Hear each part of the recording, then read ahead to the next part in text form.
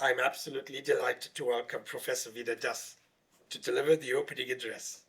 It is particularly special to welcome Veena to SOAS, as an incredible body of scholarship has influenced and shaped the thinking of many generations of SOAS graduates. It is also wonderful to have her join these CAMHRA events, as I understand she is reunited with one of her doctoral students, Dr. Brigupati Singh. Professor Das's influence indeed runs fairly deep at SOAS and in the CAMHRA DNA. Over her exceptional career, Professor Das has been awarded many prizes and accolades for her research, including the Anders Retzius Award of the Swedish Society of Anthropology and Geography, the Gurrier Award, the John Simon Guggenheim Fellowship, the Nessim Habif Prize, and honorary doctorates from 4 universities. Before joining Johns Hopkins University in 2000, she taught at the Delhi School of Economics for more than 30 years. The range and depth of her books take us from the world-defining historical events like the partition of India and Pakistan and healthcare challenges in the global south, yet with close attention to what she calls the textures of the ordinary. She might well be one of the most cited anthropologists in the world today, but more than the quantity of citations, everyone who reads her work can't help but be struck by the emotional richness and conceptual depth of her studies. Her work spans a number of disciplines that are central to SOAS, ranging from the classics she's trained as a Sanskritist, to religious studies, to public health, most crucially to an attention to public health and mental health inequalities, to literature and philosophy, and of course, anthropology. It is one of the goals of SOAS to be a space for world intellectuals. And today I'm happy to say we have one of the finest expressions of that. Please join me in welcoming Professor Veena.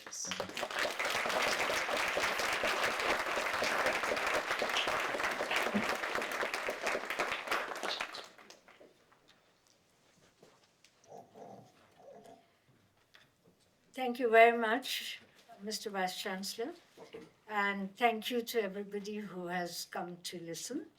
And I very much hope you won't be disappointed. I want to start with my first visit to SOAS.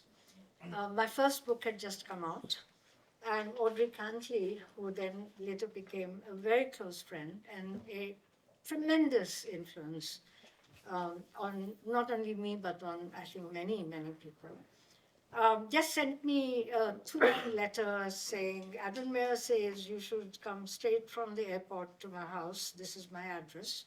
Take a taxi. And as soon as I got there, she said, keep your bags in that room. And she sat down and said, now, my dear, in your book, there is this problem. And then she invited me to give a talk at SOAS, which I did. It was, this is the first time I'd left India. Then I'd never been to nowhere near London. So I gave the talk, and then, we were walking around as she said, I'm going to introduce you to various students. And then she said, maybe we should pick up 1 or 2 students and they will maybe ask you some questions. So I pointed to whoever looked like they might be kind.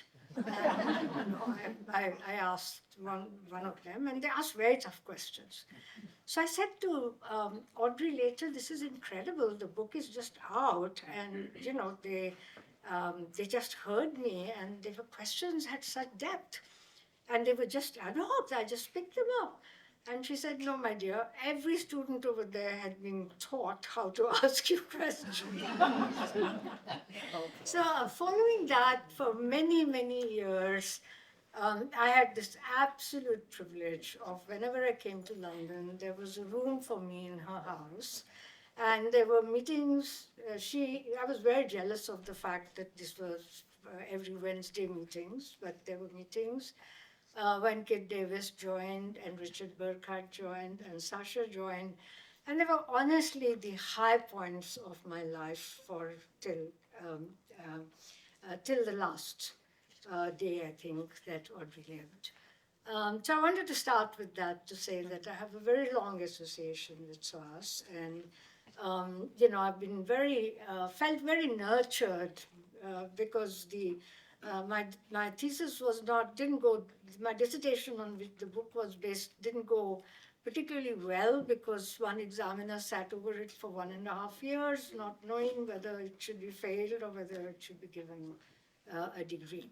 So I felt very affirmed by that, which doesn't mean that there weren't absolutely very important critical questions that would be raised all the time.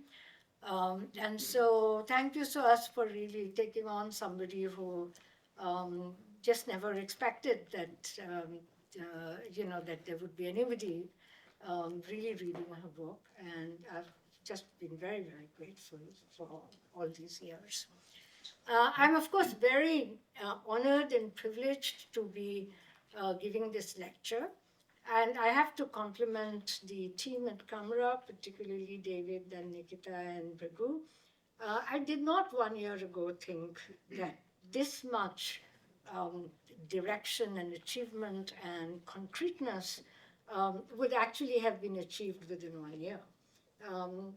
As Brighu knows, we've had many fights.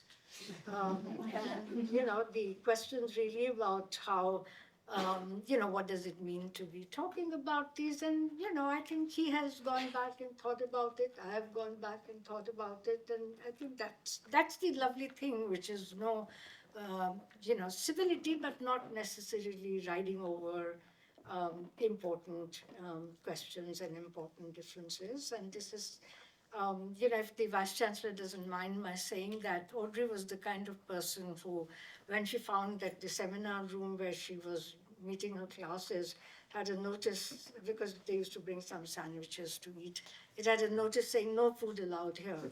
And so she went around everywhere putting up notices saying, and no thinking allowed here either.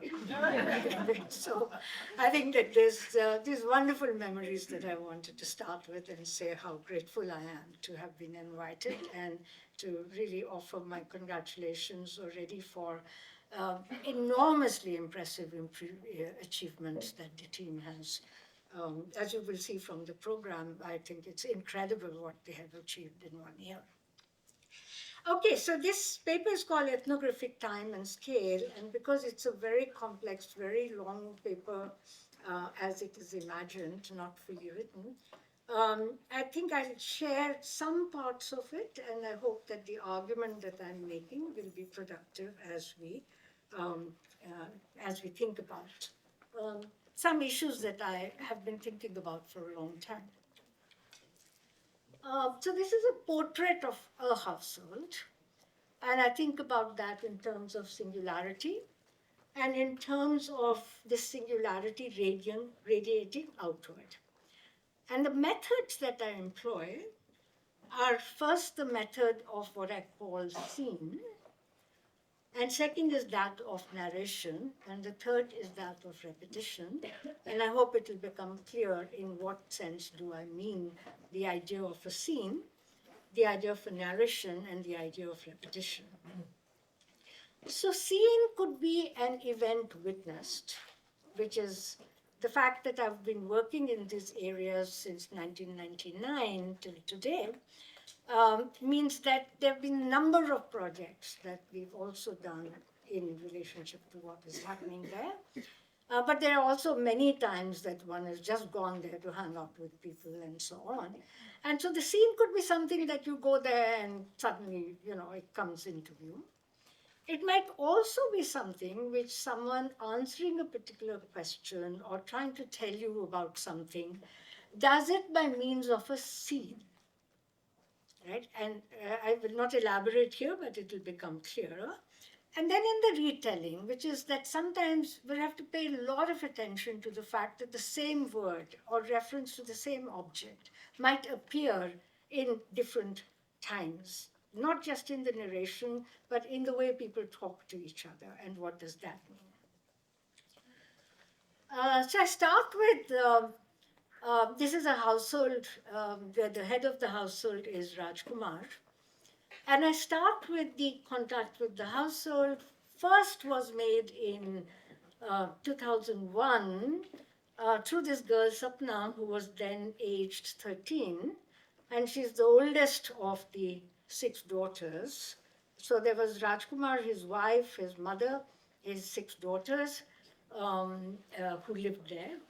And with Sapna, it was because we were, I'd found out that number of children had not been admitted in school. And so sometimes, to do these things, a lot of simulation also takes place. So I'd gone to the school there and, tried to coerce the principal into, who mistook me for being some minister's sister for some reason. And so, I'd said to him that it was a constitutional right, that children had to actually be admitted. And so, they didn't have the right certificates, etc., etc. But Sapna had been missed out. And so she came and caught hold of me and said, I'm 13 years old and I also need to get into school. The principal, my father has not gone and registered me. And so that's how we made the first kind of contact with her. It was not, when we do some of these projects, we have to choose households randomly. But sometimes, in the anthropological context, you're also pulled into the kind of direction where one particular family becomes a very important focus because they are very invested in you. So first scene happens what I call buying the jhuggi, this is in the context when the threat of demolition of jhuggis, because jhuggis are these shanties, and they are all over occupied land. And because of that, there was a huge story that I will tell about the fact that there was always this fear that the jhuggis might be demolished. The first thing that happens was that we were trying to find out what was happening with how households were dealing with this kind of threat and what was being happened. I published some articles, one with Michael Walton on that. Led me to think about citizenship in different ways, and that also will become clear. So I just give you snippets of these scenes. So this is one where we are saying, is this jhuggi yours? And he says, yes, it's ours. We bought it from someone we know, Jan Pehchan ka aadmi, 17 or 18 years ago, something like that. And then he looks at the ground of the jhuggi and says, this here, these were just craters. No roof, no walls, no floor. 3 times we had to break everything and rebuild it. Right? So I'm not laying out the whole scene, but you get the idea that what is there is not just, his answer does not cover just that he owns the jhuggi or does not own the jhuggi. It also creates the atmosphere within which that particular jhuggi is sold or demolished, recreated, etc.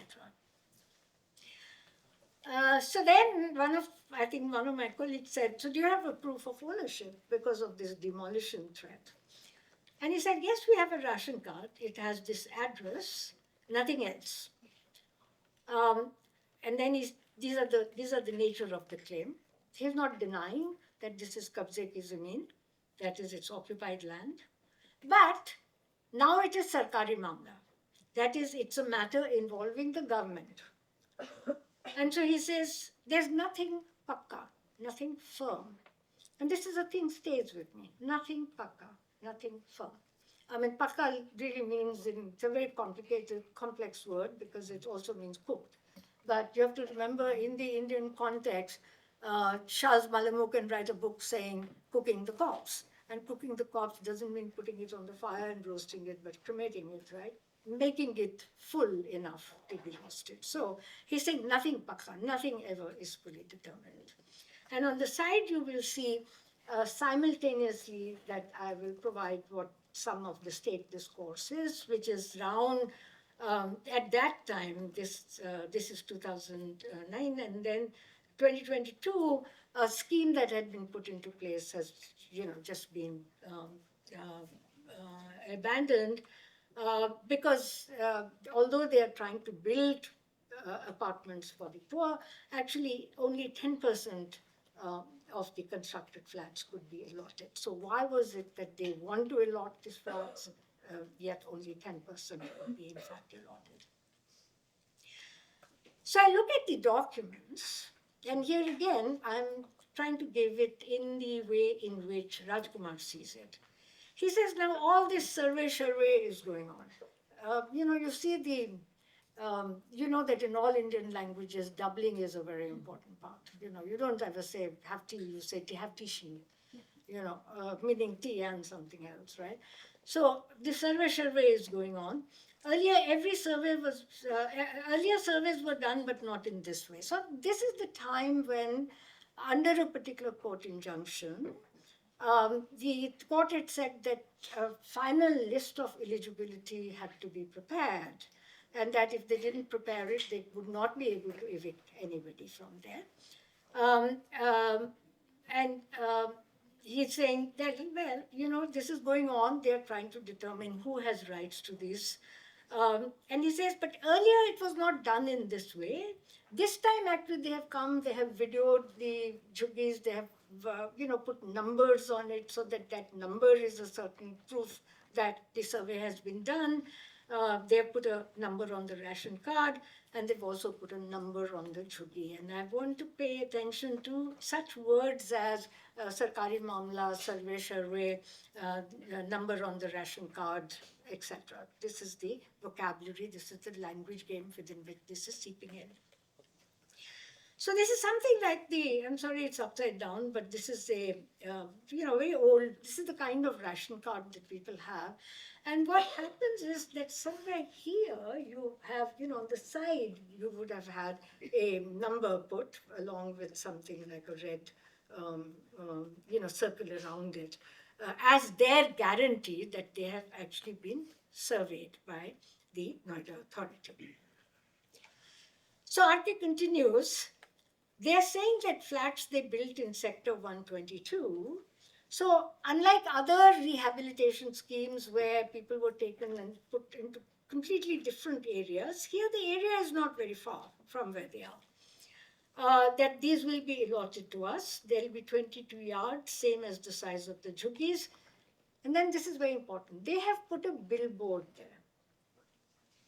So earlier, every time there were threats of demolishing, the Pradhan would go to Lucknow. Pradhan is the local leader, who will go to Lucknow or Allahabad or somewhere and get stay.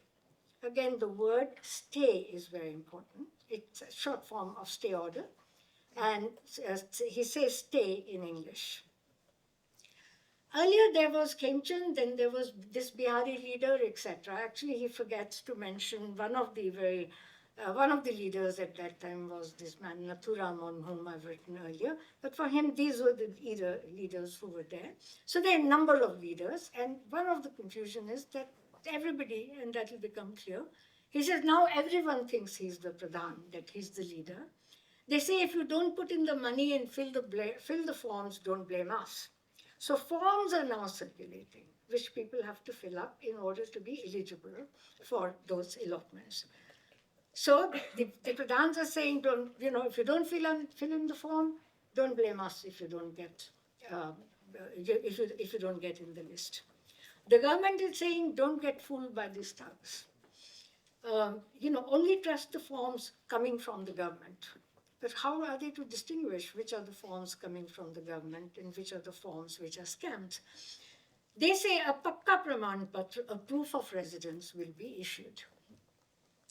So what Rajkumar is doing, I argue, is reading scattered details. He's deciphering signs.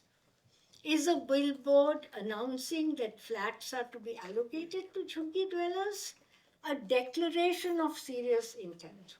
And actually at one point he uses the word declaration.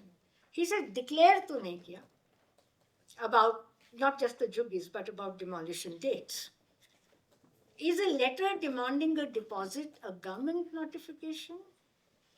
Is it a scam? An omen for worse things to come? That is, are they actually just giving us these allotment letters to prove that they have made the allotments and so they can, so they can demolish the juggi? Now, he doesn't know what has gone behind it, right? But he's picked up these scattered details. So he's not reading the book of the world, so to say. He's kind of putting together various scattered details. Is this an omen for worse things to come? So reading scattered details, deciphering signs. So there's a new apartment. A small group from the neighborhood has gone to Sector 122 to check out the apartments. They're in a dilapidated, they're the apartments which have been built, but they've been rotting and they've never been built with good materials and so on. They're dilapidated, ramshackle state, peeling paint, leaky toilets. And by the way, this is not a group which shows great solidarity. This is just a group that has gone, an ad hoc group, and gone to check out what's happening. So they know it's leaking tablets. But in the jhuggi, there are no toilets, right? So maybe it's better there. But there's no running water in the new apartments and no guarantee of supply of tankers, because where there's no running water, government supplies tankers and they don't have to pay for water then. So one of the fears is that maybe if they move, they will have to begin to pay for the tankers. And that's not a very small, or they'll have to pay if running water begins to come. So maybe it is better to stay. So as he's reading scattered details, deciphering signs, he refers to court injunctions. He says something is going on. Somebody has gone and got a stay. So he refers to court injunctions about raising the jhuggis. Once they move to the apartments, he knows that the jhuggis will be broken. They all know that jhuggis will be broken at some point, but he doesn't know what that point will be. Could the government do that even earlier? This is it. The government has not declared a date by which they will break the jhuggis. Does that mean no real threat? And this has happened all and on, right? For 40 years, they have been staying over there. The government has been repeatedly threatening them. Every time there is an election, they all, some party or the other wants to win their votes. And so they always say demolition is delayed. It's not really going to happen, and so on. Does that mean no real threat? A guarantee that an apartment will be allotted to them? So the points of attention, I would ask you, are the scene, which is Rajkumar's confusion. What is information? What is rumor? Words. The language games converse, which is that I can use the Wittgenstein, and I do use the Wittgensteinian notion of a language game, but this is not the same as Bakhtein's idea that vocabulary corresponds to a defined domain. Because here, as I say, language games are actually conversing with each other, which is why you are getting all of these words like stay and declaration, and we will see more and more words coming in, which is a bureaucratic lexicon which has been absorbed in ordinary talk. The third thing I would like you to pay attention to is objects. That is, a lot of the time you will see that the story is told through objects. So already there is land. This is supposed to be a house, but it is just craters. Craters, inscription. And this is important. It's the inscription, the number, that will provide the decisive proof that they have been surveyed, and so they cannot just be evicted from there. So I ask you, I thought to myself, okay, so this is a lot of confusion. Lift your eyes to a different scale. So there, I just give you a timeline. So 76 is where this Noida as a planned industrial township is set up, and it seeds the later unrest of strikes, protests, gherraos in industrial zones. Late 1970s to early 1980s, because they've had to acquire a lot of agricultural land, and agricultural land has had to be converted from what is known as the Lal Dora land, which is the red land which could only be used for agriculture, versus land now which can be used for urban development. But this has been acquired from the villages nearby, Charela, Roli, Nithari, etc., which is the seeding of protests over compensation. Over a period of time, people will begin to demand better compensation, but it's also there begin to demand rights to alternate housing. They will say, why will the jhuggi dwellers be the only ones who can get eligibility for apartments? Our land has also been taken away. Our means of livelihood have been taken away. So we have a right. And then mid-1990s, where you have a rapid influx of labor, emergence of jhuggi clusters. And jhuggi clusters are not random. They're usually near drains. They are under tension, high tension wires, because they know they're going to have to steal electricity from there. They will not call it stealing, of course. And underdeveloped plots. So there's a seeding of protests over infrastructure, cost, access, which is like, you can have contests, or you can have protests over potholes. Why are there potholes overhead? Children are falling into it. You can have protests over water, over over the fact that bills have been, or fines have been imposed on them for getting electricity. So at that time, one of the things which becomes a very important thing in the jhuggi clusters is the filing of various legal actions. Mind you, these are not international or national NGOs. These are actually NGOs and registered societies which come up at that time in relationship to the need for legally contesting the eviction notices which they are anticipating will come and where demolition will happen. So I give you a number of injunctions. All of them, Allahabad High Court issues interim protection. I mean, Indian courts are well known for stay orders. And sometimes it's very interesting that the decision may not achieve what they intended to achieve, but the time that the stay orders take allows them to stay. I mean, they've stayed over there, for 40 years, 50 years. The government have been threatening that we are going to clear this up. And there are other places where it is cleared up. But here, one of the very important things is the manner in which they use this particular device of the stay order to continue to stay there. Allahabad High Court disposes of the Harijan Basti, Nagrik Kalyan, Mahasangh, etc. All of these are totally local organizations, right? So here my big question is, how does the engagement of the poor with the law and with the bureaucracy contest the way law is exercised? That is, we often assume, and it's not wrong, that law is imposed upon people and it's an exercise of power. But we miss the fact that the poor have worked so much on law that, in fact, the struggles waged by by the poor are very central to the way that Article 21 is now, in fact, interpreted in the Indian courts. I mean, at the level of court discourse, it is quite amazing that initially, Article 21 was purely that you cannot take away life without due process, but then it became, or after the Olga case, it became something to say, but right to life means the right to live life in a certain way. And so people who played a great part are the jhuggi dwellers, they are the hawkers, who have continued to petition courts to say that the law should be implemented, keeping that in mind. So I would ask, like, not what the law has done for the poor, but what the poor have done for law. Here is the, so once the court issues this injunction, you can look at the administrative actions and you can create a timeline, which I do, which is, that there's a joint survey, starts in 2008, contested, goes to 2009, more verification is done, etc., etc. Simultaneously, say 2023, there is certain intensity of demolition and clearance drives.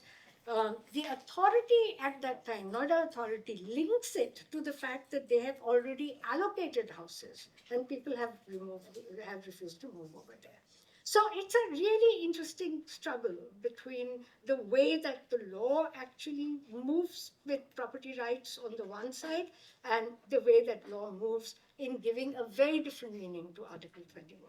I think both are part of the story. So what you get very interestingly, and on that side, what you can see is a schematic map, which is that what you can see is that, that here is where the first industrial sector begins to come up. And that's where all the labor unrest was located. We can locate this as to where did labor unrest actually arise, and it's where the factories were first located. And then, you get the jhuggi dwellers, And this is very interesting because the juggies come out because Noida is being built upon the labor of these people. But they have never imagined that these people actually have families. They're not just laborers. They have to also live. They have to send their children to school. They have to do these various other things that the government also wants them to do, right? And so you begin to get these juggi dwellers, protests about the various infrastructural things that I talked about. Here, one of the very crucial moment is this Nihari protests here. The Nithari protests, the square, because this is where in 2008 there is a discovery of bodies of about 21 children in a drain. And it turns out that the villagers say that these children had disappeared. It's a long case. It became a national case. A film was made on it and so on. And it was somebody completely from outside, a businessman and his servant who were implicated. And then finally, the case did not stick, actually. But there were 21 bodies found. And the villagers were saying, but we have repeatedly been going to the police and saying that our children have disappeared. And the police does not register FIRs. They do not pay any attention to our complaints. And so you get this. But what you can decipher from here, and there is you can see the spine, that line that runs, where all the offices of the Noida Authority are, and you can plot where protests, which was the route that protesters took, and you can see that it was taken from there, right? So you can create a map of this kind of layered protests, which are networked, but they are also talking to each other. So what is interesting to me is that when I move the scale up, I can give a very ordered picture, right? I gave you a timeline, I gave you a geography of the protests, right? But I think this is a particular magic of the scale, that at that scale, reality looks like that, right?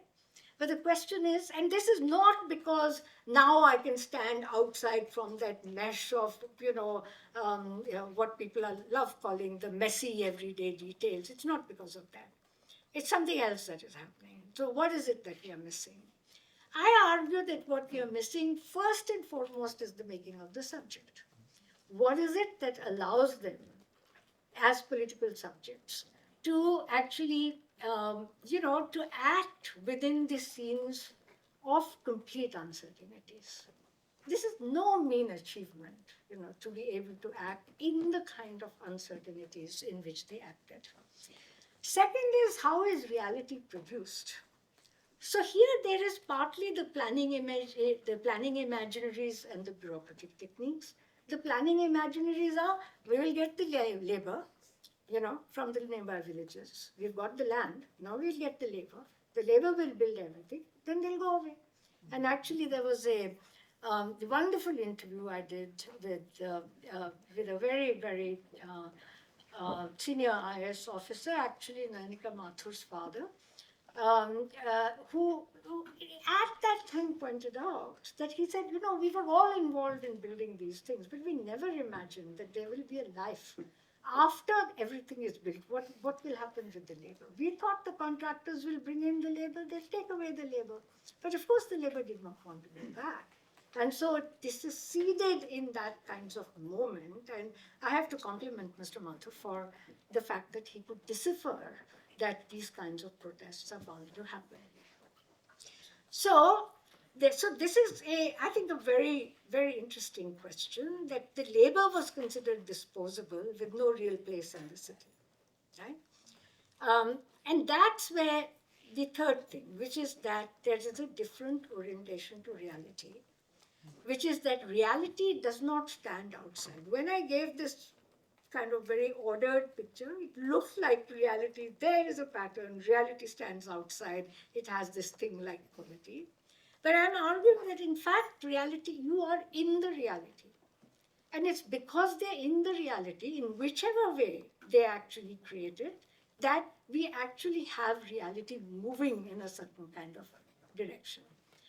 So reality does not stand outside. It is created, and I want to insist on this term, it's created through constant reinstitution of life. And so my point is that ordinary life, I take the analogy over here from biology. We can think about, say, a major illness happens, then the body has to repair itself. But we can also think of the fact that every day your DNA is broken from anything like 1,000 to million times, every day, right? And this is the new research which is coming out from the neurodisorders to say that, you have to, the cells are constantly in the work of repair. And so people are also constantly in the work of repair. It's not that it gets broken and then you return to repair, but repair is a constant reinstitution. And I say reinstitution because it's not just a matter of emotion and sentiment and so on. It's a matter of very hard work on reinstituting, really creating institutions, contesting them in order to make this reality. So I offer some interim reflections. How is urban reality produced across scale? And I've argued over here that this is not a matter that now you can get to the higher scale because you have moved to a more objective view. There is a whole mechanism in the larger paper that I didn't want to put here that I want to stress, how the idea that what the poor have is putative reality. This is unlike their misunderstandings, but putative reality allows people to say that even if this was full of errors, these errors are important, as we also learned from Freud, that it tells us something about reality, right? But the problem with that is that it reserves objective for only a certain kind of scale from which we can see things. So the reality produced at the scale of Noida is more moderate, but a different picture of state might be seen through the experience of risk, uncertainty at the scale of the household. So the scale is not just moving somewhere low, it's really looking at reality from a very different way. And I would insist that it's not that this is just people's misunderstandings, and that is where the objective reality lies. And that there's a Dixon picture of the state because of the experience of risk, uncertainty at the scale of the household. Now, the problem is this, that if you think that the state can only be studied by sitting in the bureaucrat's office and in the parliament and in the places where we recognize the state, you don't recognize that in the slums, the state is everywhere, right? And so because you can see the state differently at that particular scale, and that this is not only just a question of perceptual error, it is also a way that dealing with the everyday means that one has to work on this reality, work on the reinstitution of institutions. This experience of risk, uncertainty at the level of language is experienced as language becoming just rumor or just omens.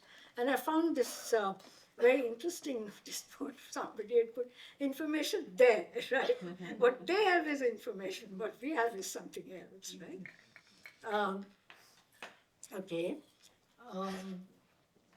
Now, okay. So I come back to the household. The scene of so this is one of the scenes I come across very early on. This is the scene of acquisitions. This is Sapna, who will figure a lot, the eldest daughter. And these are what her mother is saying. They're actually, Sapna, her mother and her grandmother, standing outside over there, and they're having a fight. Sapna is saying, no one loves me here, only my aunt loves me.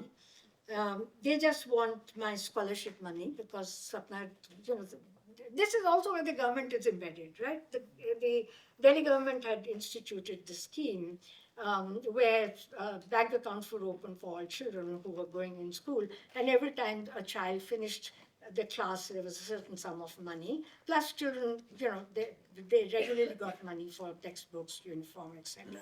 But she's saying, when that money comes, my parents want to take it away. My father, for drinking, her father was often very inebriated. My mother, she's always needy. When my scholarship is in hand, then they are like, beti, beti, little girl, little girl. But when the money is finished, then only beating, slaps, and they are chatoras. This is the Hindi word she used, just greedy people. They're deceivers. Only my aunt cares for me. The mother is saying Sapna always spends money on herself. What she wants is luxuries, nail polish, bindi, whatever. She wants a fridge. The big fight is happening because Sapna is saying, I want cold water. And you have to go get a fridge. And the mother is saying, aren't there other children? Do you think the fridge costs 2 rupees that I can go out and just pick up a fridge, right? This is the fight we actually witness. This is what I mean by saying that what we witness is a scene. It's not a narration only. It is actually a scene. There is an atmosphere that is built into this. So this is a scene 2. This is before Sapna's board exam. And this is a crucial exam that she really wants to pass. So, of course, I've been going there and I've been tutoring her and we've been mugging up, this atrocious Hindi textbooks from UP, where she's been learning what is Shabd Alankar and what is Arth Alankar and what is Rupak and what is, what is a metaphor, what is a simile, what is beauty by words, what is beauty by meanings. And we're trying to do mathematics. And of course, I'm also cheating on that, in the sense that I'm not getting her to really understand math. I'm saying just get the examination paper, let's just work through it, mug up the right answers, produce the right answers. You've got to find them.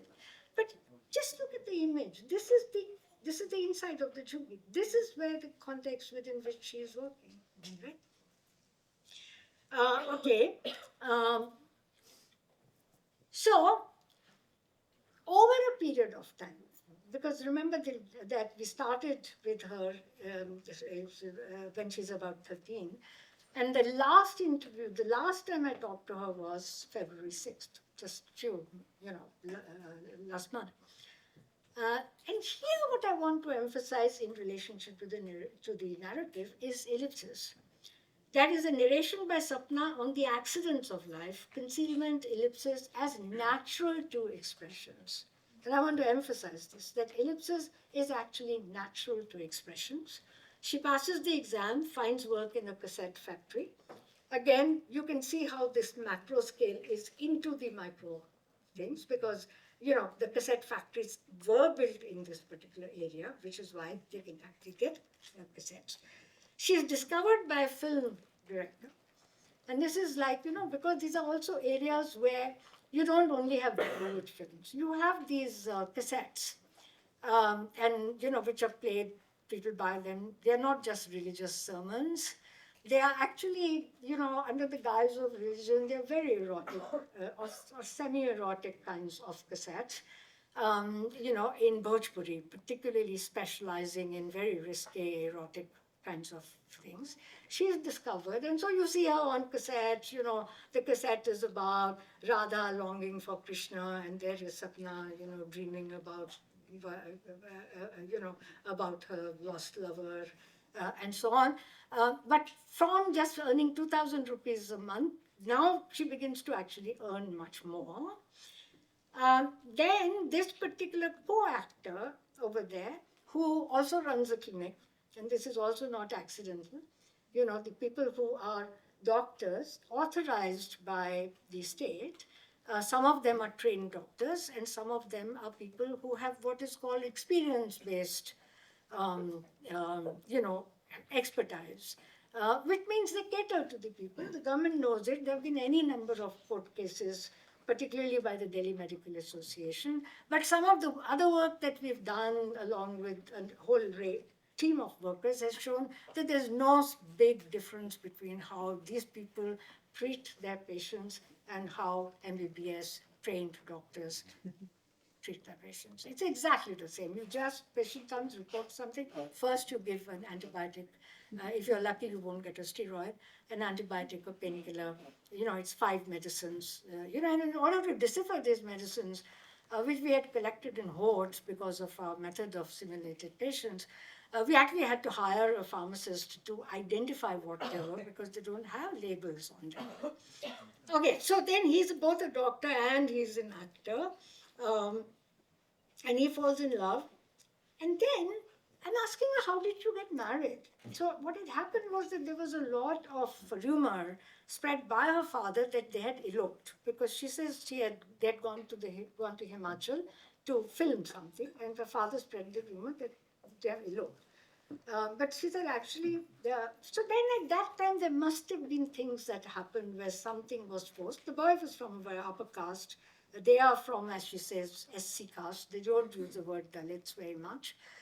And there's a very interesting moment in her talk where she says, when he learned that I was of such a low caste, he says, I felt that हमारे में ना space develop हो गई है. That is, she uses the English word space, and the translation would be, I felt that there's a space that is making between us. She means distance, right? But then she said, then, we got married. But how did that happen? She said, मजाक मजाक में हो गई. You can think, I've translated as if in a trance, but literally it means almost like a joke, right? But she does get married. And clearly, you will see, she does have much more money now in her hands. And then she comes on the 6th to visit me, but before that, I've been actually once to, they moved to a house in a village, a kind of urban village near Delhi. And so she said, you must come and visit me. And she has told all the neighborhood that people from my aunt, from my natal family is coming there. So her prestige really goes up. Because of course I go bearing a huge box of sweets. I haven't seen her for a long time. But then everybody thinks I'm the aunt who's come to, come to see her. But this time she is insistent. She says, I really must come to see you. So when she comes, a number of people are sitting downstairs, and there's much joking. Her husband comes wearing a, suit and brings flowers and so on. And she's been laughing downstairs, and I take her upstairs. And the moment she goes there, she sits down, she begins to cry. And she says, it's nothing. Whenever I see you, everything comes back. So I said, what everything comes back? She said, never had food. If I ate in the morning, there was never food for the afternoon. Had to go hungry to school, torn clothes, sometimes no money to pay school fee, sometimes not even money for an exercise book, a pencil. I'm furious with herself because I've been supporting her by buying textbooks for her and, coaching her and so on. And yet what I miss in a certain sense is the fact that she has had to assemble these things really, really stays with her. She says, Papa had this other woman he was spending all his money on. He bought her everything, fridge, TV, furniture. See the reappearance of the fridge, right? At that time, everybody thought she'd been so unreasonable, saying, go buy me a fridge, go buy me a fridge. But really, the father has already bought a fridge for the woman that he's with. And it very much reminded me of Arthur Miller's play, in which his wife is stitching stockings all the time, and then his son comes upon when he's breaking up with his mistress, and she says, but what about my silk stockings? And the son sees him gift her the silk stockings. So, the fridge, I'll show you, will becomes and has become something else. What is this object? So Sapna remembers, she says, this is again another thing which she just tells by the scene. She doesn't put any kind of, interpretation on it. She says, one day after we had got married, I went to visit my mother. This woman was sitting on the bed. She used to work in the Noida Authority office. As soon as she saw me, she moved from the bed to the chair. She was ordering my mother around as if she were a servant. So I asked her, why do you come here? She said, some official work because your father is a karamchari, that is a worker. He loads things for the office at Noida Authority. I said, then please take this karamchari with you. We don't need him. My father lifted his hand to hit him. I caught hold, and she said, I caught hold of his wrist. and said, if you ever lift your hand again against me or my mother or my sisters, I will break your arm. My father, she says, I told my father, I will never let you be insulted before anyone, but I will not stand by and put up with your drunkenness. And she says, I've never told Dr. Saab, she calls her husband Dr. Saab, and she says, I've never told Dr. Saab because I don't tell him everything. Even the person you love most can sometimes use some piece of knowledge you have offered him as a weapon. Yes, words can become weapons.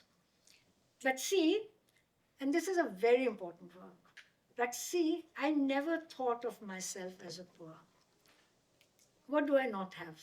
A house, a husband who says I'm his world, 2 children, parents, sisters.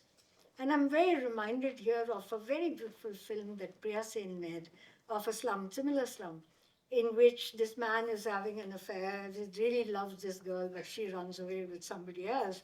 And he's standing over there, and what you see is like, this overcried, like what you saw with the Sapna's house. It's a little better, but what you see is the television here, shining vessels here, something else here. What he stands over there and said, मेरे पास क्या नहीं है? What is it that I don't have? Right? And so that sense that I'm not poor, I have everything. And that's what she's saying. And then she says, I have a house, a husband who says there's 2 children, he says I'm his world. And what you get over here is ellipses. That is, I can't get anyone to tell me how Sapna did this. If you ask someone, how did you manage to get this? This is Sapna did it. How did she do it? Nobody knows, right? So ellipses, one is time. Time, that is ellipses, not simply gaps in memory, but relation between potential and the eventual, which is the fridge. At that one moment is this point of contention. At another moment, it reveals something else about what the fridge as an object is. But also, this is not just time passing and therefore memory fading. This is also that in Sanskrit grammar, ellipsis is an essential feature of grammar. That's why we have such an elaborate theory of pronouns, which is an ideal place where an ellipsis can be staged. And also very, very large usage of indefinite pronouns. Ellipsis is also the critical apparatus of everyday expression. And I've shown this in another paper, how this particular verse, which which is recited by Valmiki when he sees the bird being killed, which is like Manishad Pratishtamtam, O hunter, may you never get honor, is repeated in a different way by Sita, his wife, when she's actually expelled. Tell that king, right? And then it is repeated in Kalidas's poetry. Even though your husband has done this, he's sort of rid the world of this terrible demon, even though he is modest, he's modest because Rama often forgets that he's good. Okay, that this is the, he says anger has arisen against me. And I've shown how the repetition of this throughout the Sanskrit literature is through ellipses. He is actually daring to criticize Rama as the god, but he can only do it through ellipses. But everybody understands that the pronoun, not just the pronouns, but the grammatical particles like khalu, api, surely, or api, are used beautifully by Kalidas in order to show a particular event and bring a critical look on that particular event. And we see this repeated over here, even though, as I said, when she has to learn these various poetic expressions in Hindi textbooks, it is absolute torture. But they just use it very naturally in their thinking. Then now, this is her house now. And what you can see is her younger sister has a scholarship, she has a wheelchair, she can become, she's preparing for the UPSC exam, nothing less, right? Whether she'll get it or not, we don't know, but the horizon of possibilities has completely changed. And she says, I don't want to remember the past, it was not good, but I also don't want to ever forget it. As she's leaving, Sapna again has tears in her eyes. So now why are you crying? I was remembering, Auntie, you used to be so young.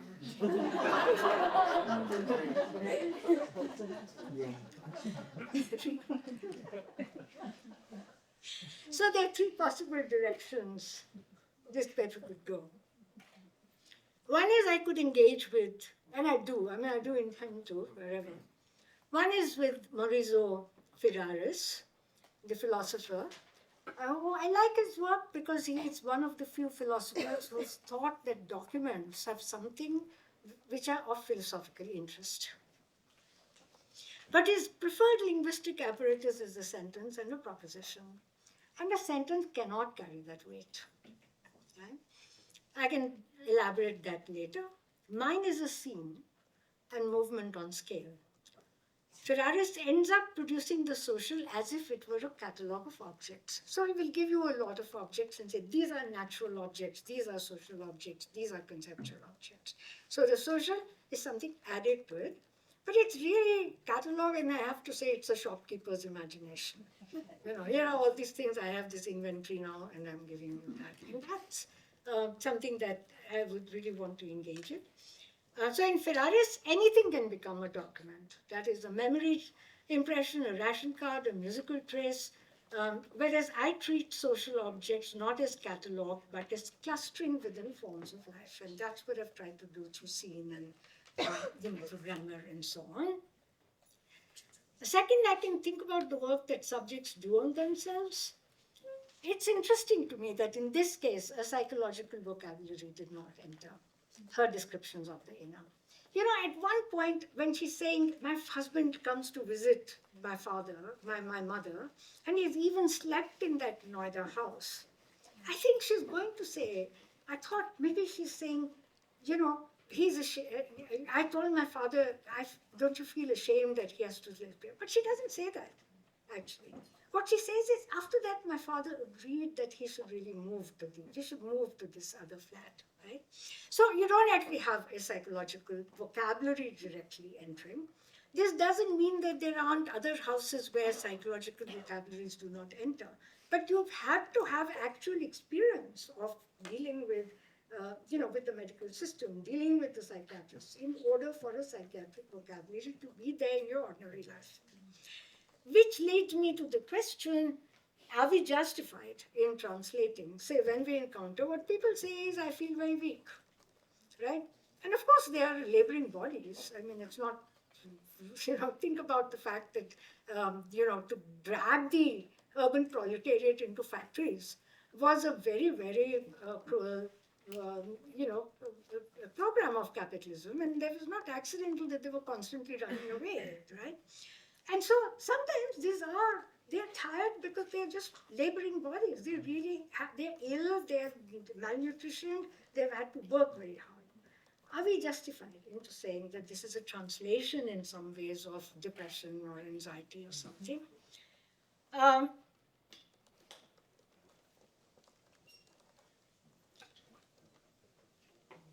So the other point there is, that I want to think about what the picture of the inner is that is evoked, and I can say more about that, but it seems to me that the inner and the outer are completely joined in each other.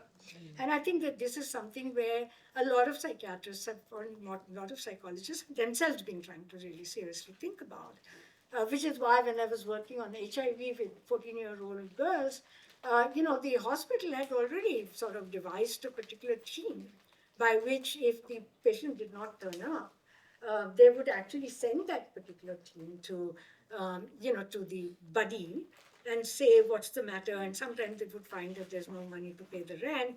And they had built into their scheme of treating HIV things like actually paying people money so that they could, in fact, pay their rent, because they were saying if she's so worried about rent, she's not going to be, compliant about taking her medications in time. So I think we need to think here quite carefully whether, let's say, what they have done through the judicial system is not as important as having ended up in, let's say, in a psychiatrist's office. And this is a point I, would like you to consider. So what is the portrait of household as a singularity? I'm not saying this is polysemic voices. I'm not saying that this is just aggregation of levels at different components.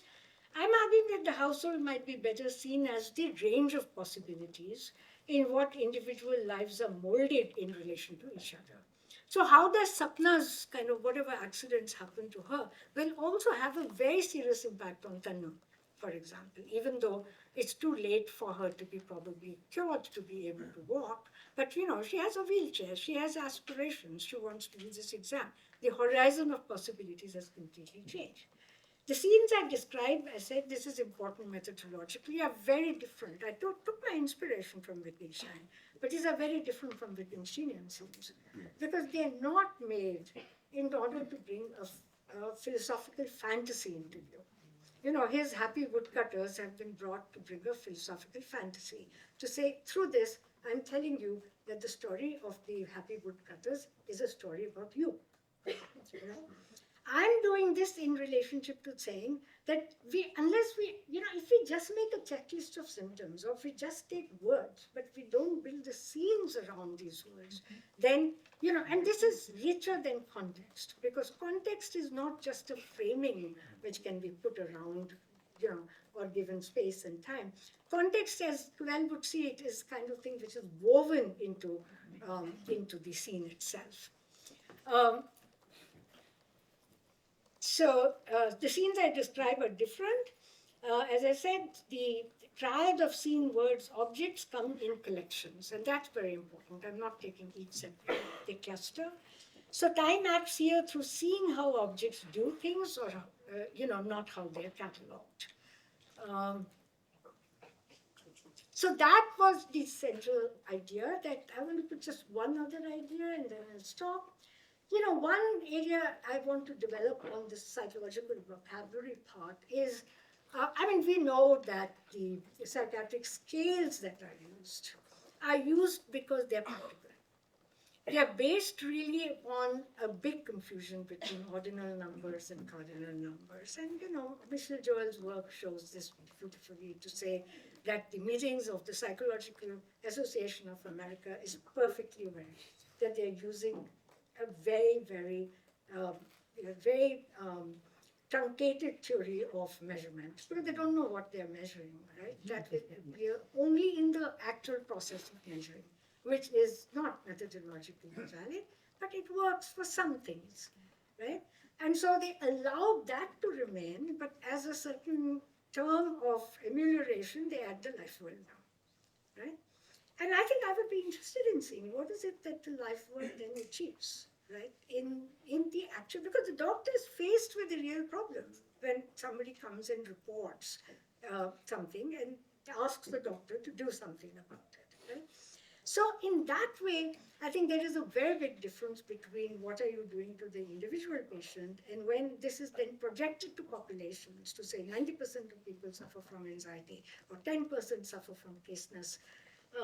And we've shown in a separate paper that, let's say, women who fall under caseness with very high anxiety are also the women who have, experienced huge number of very, very terrible reproductive outcomes.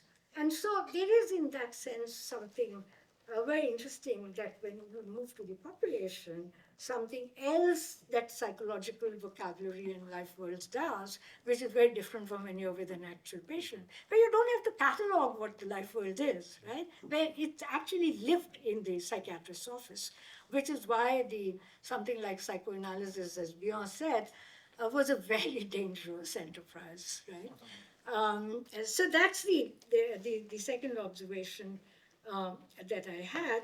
And, I would welcome any comments that you have and whether you think that these lines of investigation that I've tried to present, what I'm wanting to do is to, because we've worked with these, 40 people very, very closely, there's huge variations, there are also people who just in this period, sunk into addiction or into, gang warfare and so on.